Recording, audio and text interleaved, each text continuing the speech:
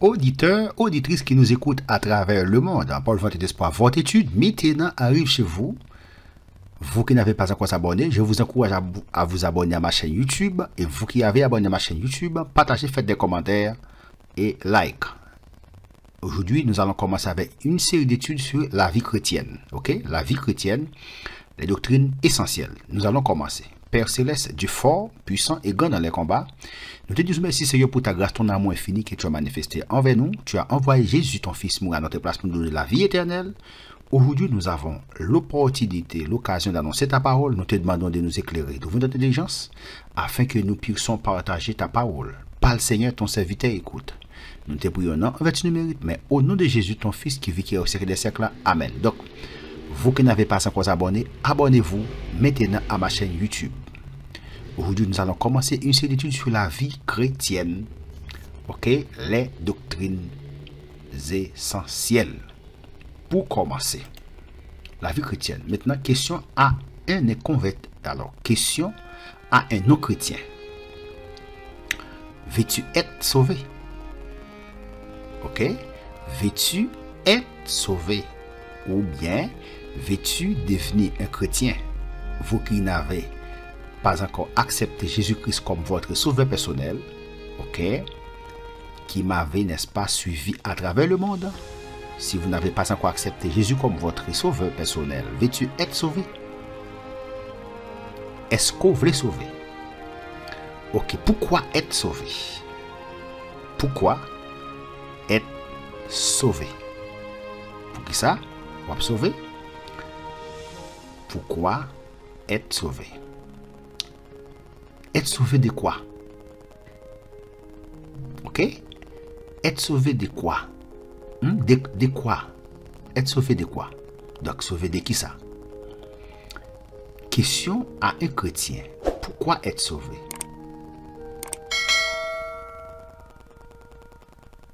Pourquoi être sauvé? Pour aller au paradis. Ok? Pour éviter l'enfer. Question à un chrétien. Pourquoi être sauvé? Pourquoi être sauvé? Pour aller au paradis, pour éviter l'enfer. Ok, nous allons continuer. Une compréhension de la notion du péché implique une action. Naturellement, on est destiné à l'enfer à cause du péché et de ses effets. Vous savez, n'est-ce pas? Dieu a dit à Adam, dans Genèse 2, verset 17, Dieu, n'est-ce pas, a donné un ordre à Adam. Il a dit à Adam, tu pourras manger de tous les arbres du jardin. Mais quant à l'arbre de la connaissance du bien et du mal, le jour où tu en mangeras, tu mourras certainement. Donc, naturellement, on est destiné à l'enfer à cause du péché et de ses effets. Cette compréhension nous amène à prendre la décision de vivre pour Christ. Que veut dire vivre pour Christ? C'est vivre pour Dieu. Que veut dire vivre pour Christ? Vivre pour Christ, c'est vivre pour Dieu. Vivre sa vie comme Dieu l'a voulu pour sa création dans l'obéissance. Donc, une connaissance de la nature de Dieu, une connaissance de son caractère, de ses voies, de Jésus et de la puissance du Saint-Esprit est fondamentale dans la vie d'un croyant. Donc, la vie chrétienne repose sur le fondement de notre connaissance de la personne de Jésus et de son œuvre. Cette connaissance de Jésus va faire toute la différence de notre façon de vivre en tant que chrétien. Comment peut-on connaître Dieu, son caractère, ses voies et sa volonté? Dieu a fait le premier pas pour se faire connaître. Dieu a fait, n'est-ce pas, le premier pas pour se révéler. Ok? Bon Dieu, n'est-ce pas, il fait le premier pas pour faire connaître. Il fait le premier pas, n'est-ce pas, pour révéler. Il fait le premier pas pour faire connaître qui est lié. Donc, après la création, Dieu plaça Adam dans le jardin. Il lui dit que sa volonté, mange ceci et ne mange pas cela. Genèse 2, verset 16 et 17. Nous allons lire ensemble. Genèse 2, verset 16, 17. Genèse 2, verset 16, 17. L'Éternel Dieu donna cet ordre à l'homme. Tu pourras manger de tous les arbres du jardin, mais tu ne mangeras pas de l'arbre de la connaissance du bien et du mal, car le jour où tu en mangeras, tu mourras. Ça, c'est l'ordre. Bon Dieu te bat Adam. Il dit qu'à manger toutes les bois dans le jardin, mais quand tu as l'arbre de la connaissance du bien et du mal, il dit pas qu'à manger. Parce que jour manger, tu vas mourir. Donc, la mort ici, c'était la mort spirituelle. Ok? Dieu, n'est-ce pas, lui dit que sa volonté, mange ceci et ne mange pas cela. Donc, l'homme a désobéi. C'est ainsi que le péché est entré dans le monde. Ok? L'homme désobéit, c'est comme ça le péché est entré dans le monde. Là. Donc, le monde subit, depuis la chute, les conséquences du péché. Donc, le péché a ruiné la relation de la créature avec le Créateur. Le péché, n'est-ce pas, nous fait tomber sous la condamnation de Dieu. Ok? Le péché nous fait tomber sous la condamnation de Dieu. Donc, la justice de Dieu, Dieu est-il injuste? Romains 2, versets 1 à 16. Dieu est-il injuste? Romains 2, versets 1 à 16. Romains 2, versets 1 à 16. Dieu est-il injuste? Ô homme, qui que tu sois, toi qui juges, tu es donc inexcusable, car en jugeant les autres, tu te condamnes toi-même, puisque toi qui juges, tu fais les mêmes choses. Nous savons en effet que le jugement de Dieu contre ceux qui commettent de telles choses est selon la vérité. Et penses-tu, ô homme, qui juge ceux qui commettent de telles choses et qui les fait et que tu échapperas au jugement de Dieu?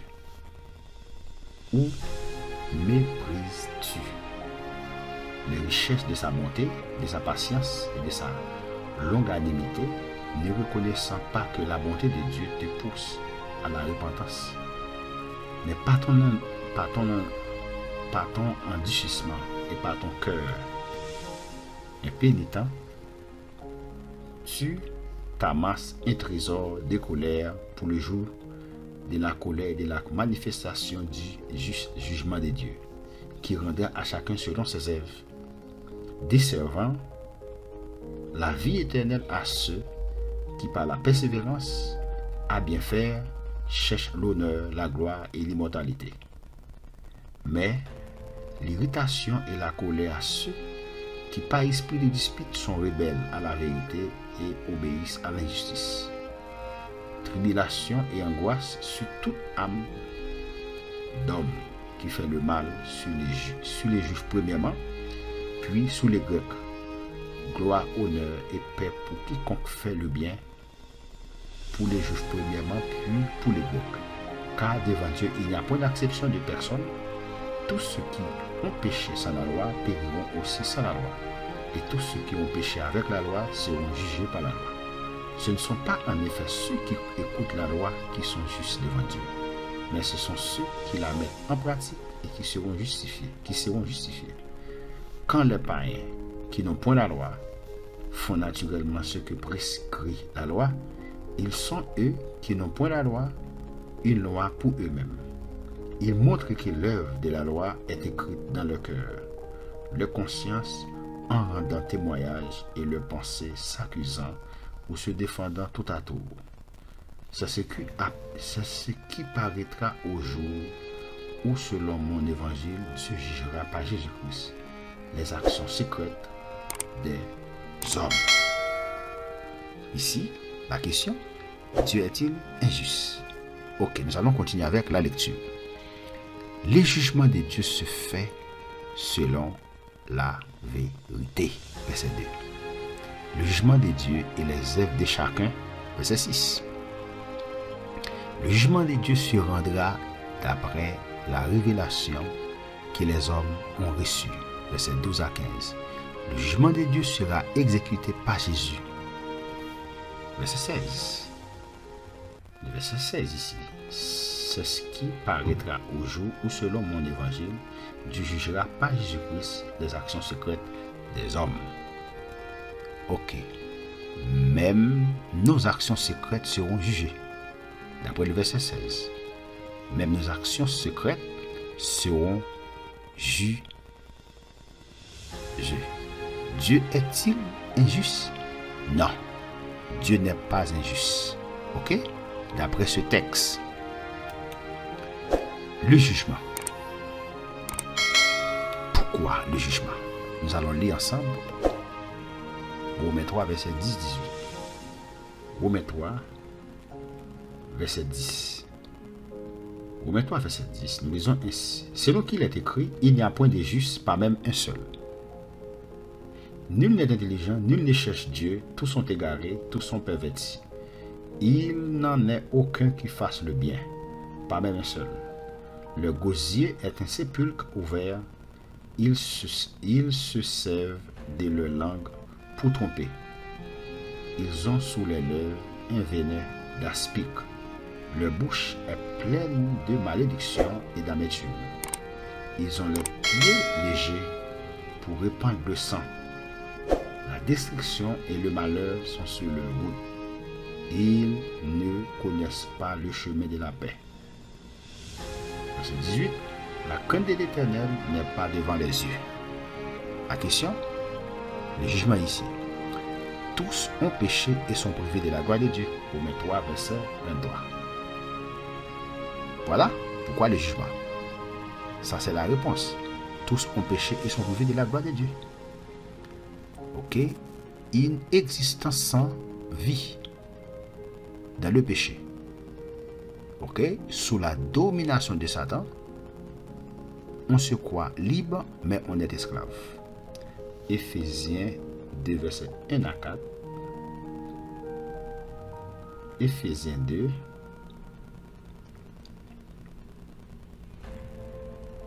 Éphésiens 2, versets 1 à 4. Éphésiens 2, versets 1 à 4. Vous étiez morts par vos offenses et par vos péchés. Pourquoi le jugement? Ok?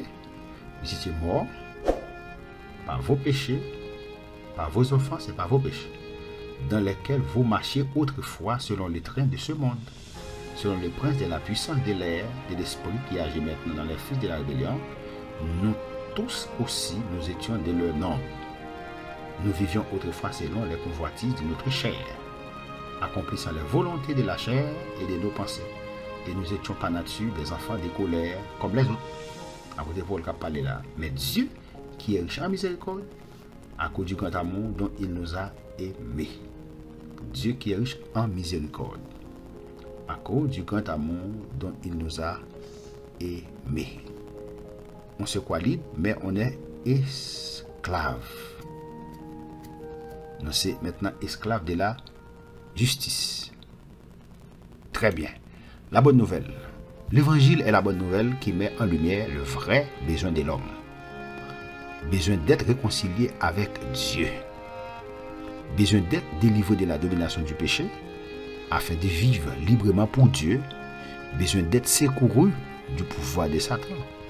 Besoin d'être sauvé de la colère de Dieu et vivre la vie d'un pécheur pardonné ou bien d'un pécheur repentant. Un chrétien.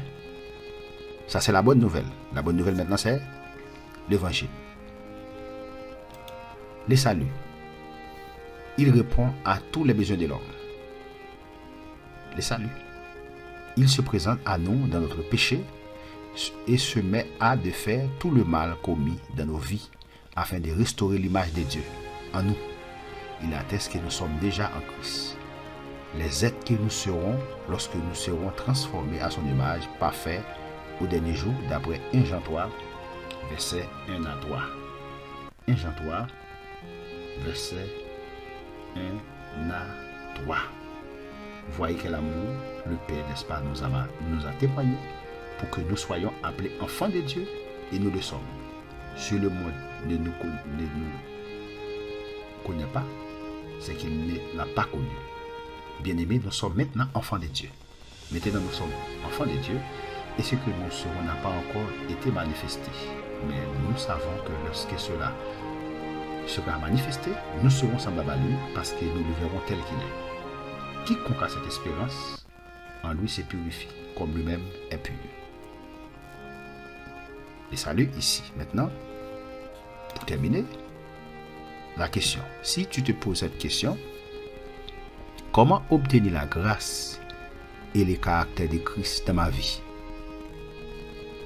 Comment obtenir la grâce et les caractères de Christ dans ma vie? La réponse à cette question sera explorée tout le long de ce cours. C'est les buts visés. Donc c'est cette question même que nous allons répondre, n'est-ce pas, tout au long de ce cours, tout au long de cette étude. Comment obtenir la grâce et les caractères de Christ dans ma vie?